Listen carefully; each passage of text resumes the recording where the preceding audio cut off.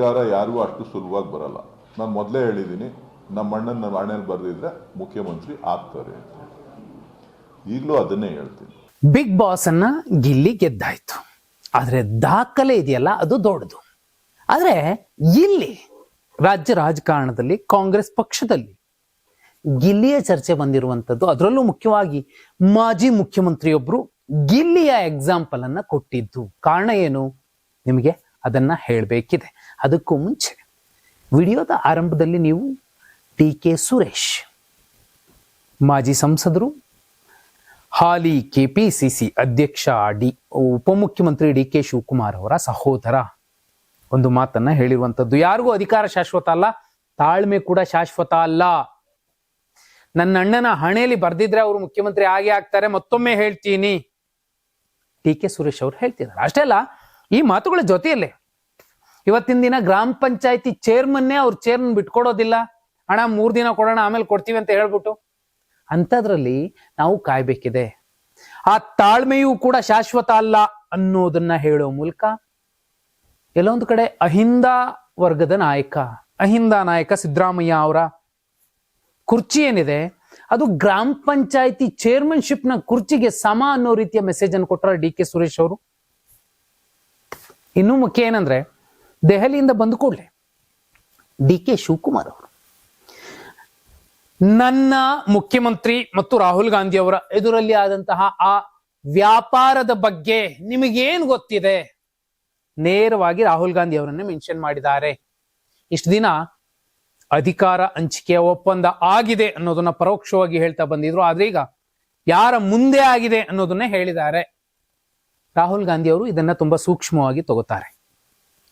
ಇದರ ಮಧ್ಯೆ 3 ವಿಚಾರಗಳು ಇಂಪಾರ್ಟೆಂಟ್. 21 ಶಾಸಕರ ದಂಡನ್ನ ಇದೀಗ 37ಕ್ಕೆ ಹೆಚ್ಚಿಸಿಕೊಂಡಿರುವಂತದ್ದು. 137 ಶಾಸಕರಿದ್ದಾರೆ ಕಾಂಗ್ರೆಸ್ ಅಲ್ಲಿ, ಅದರಲ್ಲಿ 37 ಜನ ಅಂದ್ರೆ ಇನ್ನೂ 100 ಜನ ಇದ್ದಾರೆ. ಇದು ಒಂದು ಕಡೆ. ಮತ್ತು ಒಂದು ಅಧಿಕಾರ ಮತ್ತು ತಾಳ್ಮೆ ಶಾಶ್ವತ ಅಲ್ಲ ಅನ್ನುವಂತಹ DK ಸುರೇಶ್ ಅವರ ಮಾತು, 37 ಶಾಸಕರ ಸಂಖ್ಯೆ ಎರಡೂ ಕೂಡ ಒಂದು ಸಂದೇಶವನ್ನ ರವಾನಿಸ್ತಿರುವಂತದ್ದು. ಈ ತಿಂಗಳ ಒಳಗಡೆ ಬಹುದೊಡ್ಡ ಕ್ಷಿಪ್ರಕ್ರಾಂತಿ ಆಗತ್ತೆ. 37 ಮಂದಿ ಎಂತಹ ನಿರ್ಧಾರಕ್ಕೆ ಬೇಕಾದ್ರೂ ರೆಡಿ ಇದ್ದಾರೆ. ಅವರು ಎಲ್ಲರೂ ಕೂಡ ಸೈನ್ ಮಾಡಿಟ್ಕೊಂಡಿದ್ದಾರೆ.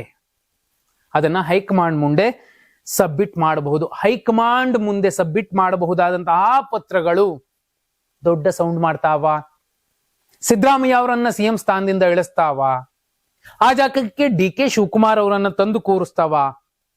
ತೀರಾ ಪಂಚಾಯತಿ ಚೇರ್ಮನ್ಶಿಪ್ ಕುರ್ಚಿಯ ಚರ್ಚೆ ಮುಖ್ಯಮಂತ್ರಿ ಹುದ್ದೆ ಜೊತೆ ಹೋಲಿಕೆ ಮಾಡೋದಿದೆಯಲ್ಲ DK ಸುರೇಶ್ ಅವರು, ಹತಾಶರಾಗಿ ಈ ರೀತಿ ಮಾತಾಡ್ತಿದಾರ ಅಥವಾ ಹಣೆ ಬರಹದ ಮಾತಾಡ್ತಿದಾರೆ ಅಂದ್ರೆ ಇನ್ನೆಂದೂ ಸಿಗೋದೇ ಇಲ್ಲ CM ಪೋಸ್ಟ್ ಅನ್ನೋ ಕಾರಣಕ್ಕೆ ಈ ವೇದನೆಯ ನೋವಿನ ಮಾತುಗಳನ್ನ ಹೇಳ್ತಿರಬಹುದಾ? ಈ ಎಲ್ಲವನ್ನ ನೋಡಿದ ಮೇಲೇನೆ ರಾಜ್ಯದ ಅತ್ಯಂತ ಪ್ರಭಾವಿ ನಾಯಕ DK ಶಿವಕುಮಾರ್ ಅವರಿಗೆ ಸರಿಸಮನಾಗಿರಬಹುದಾದಂತಹ ಪ್ರತಿಸ್ಪರ್ಧಿ ಮಾಜಿ ಮುಖ್ಯಮಂತ್ರಿ ಒಂದು ಎಕ್ಸಾಂಪಲ್ ಕೊಟ್ರಂತೆ. ಅದು ಕೂಡ 2 ವಲಯದಲ್ಲಿ ಚರ್ಚೆ ಆಗ್ತಿರೋದು, ಒಂದು DK ಬಣ, ಮತ್ತೊಂದು ಬೇರೆಯದ್ದೇ ಆದ ಪಕ್ಷದ ಒಂದು ಟೀಮ್ ಅಲ್ಲಿ. ನೋಡ್ರಿ, ಆ ಮಂಡ್ಯದ ಹುಡುಗ ಗಿಲ್ಲಿ ಎಷ್ಟು ದೊಡ್ಡ ಗೆಲುವನ್ನ ಸಾಧಿಸಿದಾನೆ. 55 ಕೋಟಿ ಮತ ಒಂದು ಕಡೆ, ಸೆಕೆಂಡ್ ಪ್ಲೇಸ್ಗೆ 5 ಕೋಟಿ ಮತ, ಅಂದ್ರೆ 50 ಕೋಟಿ ಡಿಫ್ರೆನ್ಸು. ಇವತ್ತು ನಾವ್ಯಾರೋ CM ಪೋಸ್ಟ್ ಅನ್ನ ಇಳಿಸ್ಬಿಟ್ಟು ಅಲ್ಲಿಗೆ ನಾವು ಬಂದು ಕೂರ್ತೀವಿ ಅನ್ನೋರ್ಗೂ, ಸೆಕೆಂಡ್ ಪ್ಲೇಸ್ ಅಲ್ಲಿರೋರ್ಗೂ ಫಸ್ಟ್ ಪ್ಲೇಸ್ ಅಲ್ಲಿರೋರ್ಗೂ ವ್ಯತ್ಯಾಸ ಅಷ್ಟೇ ಇದೆ. ಈ ಸಲ ಅದು ಆಟ ಇರಬಹುದು, ರಾಜಕಾರಣ ಇರಬಹುದು, ಜನ ಹೆಂಗೆ ಜಾಗೃತರಾಗಿದ್ದಾರೆ, ಯಾರು ನೊಂದವರ ಅಥವಾ ಬಡವರ ಅಥವಾ ಧ್ವನಿ ಇಲ್ಲದವರ ಪರವಾಗಿ ಎಂತೆಂಥವ್ರು ನಿಂತ್ಕೋಬಿಡ್ತಾರೆ, ಇವನು ನಮ್ಮವನು ಅಂತ ಅನ್ನಿಸ್ಬಿಟ್ರೆ, ನಮ್ಮ ತರದವನು, ನಮ್ಮ ರೀತಿ ಕಷ್ಟ ಅನುಭವಿಸಿದವನು ಅನ್ನೋದೊಂದ್ಸಲಿ ಮೆಸೇಜ್ ಹೋಗ್ಬಿಟ್ರೆ ಅವನನ್ನ ಯಾವ ರೀತಿ ನೋಡ್ತಾರೆ, ಅದೇ ರೀತಿ ನಾಯಕತ್ವಗಳನ್ನು ಕೂಡ ಗುರ್ತಿಸ್ಕೊಳ್ತಾರೆ, ಮಾರ್ಕ್ ಮಾಡ್ಕೊಳ್ತಾರೆ ಜನ. ಅರೆ, ಇಂಥವ್ರಿದ್ರೆ ನಮ್ಗೆ ಹೆಲ್ಪ್ ಆಗಬಹುದು, ಇಂಥವ್ರಿದ್ರೆ ಸಮಸ್ಯೆ ಆಗಬಹುದು. ಇದೇ ಕಾರಣಕ್ಕೇನೆ ನೀವು 21 ಶಾಸಕರಲ್ಲ, ನೀವು 71 ಶಾಸಕರನ್ನ ಕರ್ಕೊಂಡು ಹೋದ್ರು ಕೂಡ ಕೆಲವರ ಪಕ್ಕದಲ್ಲಿ ಗಟ್ಟಿಯಾಗಿ ಶಾಸಕರನ್ನ ನಿಲ್ಲೋದಿಲ್ಲ. ಗಿಲ್ಲಿ ಒಂದು ಸಣ್ಣ ಎಕ್ಸಾಂಪಲ್ ಅಷ್ಟೇ. ನಾವೇನೋ ಮಾಡ್ಬಿಡ್ತೀವಿ, ಕ್ಷಿಪ್ರಕ್ರಾಂತಿ ಮಾಡ್ತೀವಿ, ಸರ್ಕಾರ ಉಳಿಸ್ತೀವಿ, ಸಾಧ್ಯವೇ ಇಲ್ಲ. ಹಾಗೂ ನೋಡಿದ್ರೆ ತಾಳ್ಮೆ, ಸಹನೆ ಯಾರನ್ನ ಎಲ್ಲಿಗೆ ಬೇಕಾದ್ರೂ ತಂದು ಕೂರಿಸಬಹುದು. ಆದ್ರೆ ಡಿ ಕೆ ಶಿವಕುಮಾರ್ ಅವರು ಇಂತಹ ಆತುರದ ಮಾತುಗಳನ್ನು ಹೇಳಲಿಲ್ಲ ಡಿ ಕೆ ಸುರೇಶ್ ಅವರ ರೀತಿಯಲ್ಲಿ. ಆರಂಭದಿಂದಲೂ ಮೇ 18ನೇ ತಾರೀಕು ಹೇಳ್ತಾರೆ ಎಂ ಬಿ ಪಾಟೀಲ್ರಿಗೆ, ಎಂ ಬಿ ಪಾಟೀಲ್ರೇ 2023 ಸಿಎಂ ಆಗಕ್ಕೆ 2 ದಿನ ಬಾಕಿ, ನಿಮ್ಮ ವ್ಯಾಪ್ತಿಯಲ್ಲಿ ನೀವಿರಿ, ನಮ್ಮ ವ್ಯಾಪ್ತಿಗೆ ಬರಬೇಡಿ, ನಾವು ಮಾತಾಡ್ತೀವಿ ಹೇಗ್ ಬೇಕಾದ್ರು ಅಂತ ಅವತ್ತಿನಿಂದಾನೇ ವಿರೋಧಗಳನ್ನ ಕಟ್ಕೊಂತ ಬಂದ್ರು. ಯಾವ ನಾಯಕ ಡಿ ಕೆ ಶಿವಕುಮಾರ್ ಅವರ ನಾಯಕತ್ವವನ್ನ ವಿರೋಧಿಸಕ್ಕೆ ಅವತ್ತಿನಿಂದಾನೇ ಜನ ಸಜ್ಜಾದ್ರು, ಸನ್ನದ್ಧರಾದ್ರು. ಅಲ್ಲಿಗೆ ನೀವು 37 ಜನ ರಾಜೀನಾಮೆ ಕೊಡ್ತೀನಿ ಅಂದ್ರೂನು, ಅದು ಬರೀ ಮಾತಿನ ಮೆಸೇಜ್ ಆದ್ರೂನು, ಅಥವಾ ಅದು ಕಾರ್ಯರೂಪಕ್ಕೆ ಬರಬಹುದು ಅನ್ನುವಂತಹ ಪ್ರಯತ್ನಗಳನ್ನ ನಡೆಸಿದ್ರು ಕೂಡ ಮುಖ್ಯಮಂತ್ರಿಯ ಗಾದಿ ಮೇಲೆ ಕೂರೋದಕ್ಕೆ ಸಾಧ್ಯವೇ ಇಲ್ಲ. ಈ ಸಲಕ್ಕೆ ಕಷ್ಟ. 28ರವರೆಗೆ ಯಾವುದೂ ಆಗೋದಿಲ್ಲ. ಒಂದು ವೇಳೆ ಬದಲಾವಣೆ ಆದ್ರೂ ಕೂಡ ಒಬ್ಬ ದಮನಿತ, ಶೋಷಿತ ಈ ರಾಜ್ಯದ ಮುಖ್ಯಮಂತ್ರಿ ಆಗ್ತಾರೆ. ಅದು ಸಿದ್ದರಾಮಯ್ಯ ಬಣ ಕೊಡ್ತಿರುವಂತಹ ಬಹು ದೊಡ್ಡ ಮೆಸೇಜ್.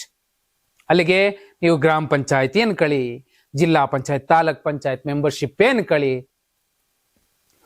ನಾಯಕತ್ವ ಅನ್ನೋದು ನಡವಳಿಕೆಯನ್ನ ಆಧರಿಸಿರುತ್ತೆ. ಯಾವ ಸದಸ್ಯ, ಬೆಂಬಲಿಗ ವಿಶ್ವಾಸವನ್ನ ಇಟ್ಕೋತಾನೆ ಒಳ್ಳೆ ರೀತಿಲಿ, ಅದನ್ನ ಆಧರಿಸಿರುತ್ತೆ. ತೀರಾ ಸಿಎಂ ಲಿಂಗಪ್ಪ ಅವರೇ ಹೇಳ್ಕೊಂಬಂದ್ರು, ನಡವಳಿಕೆ ಒಂದು ಸರಿಯಾಗಿದ್ದಿದ್ರೆ ಇವತ್ತು ಎಷ್ಟೋ ಮುಂಚೆನೆ ಮುಖ್ಯಮಂತ್ರಿ ಆಗ್ತಿದ್ರು ಅಂತ.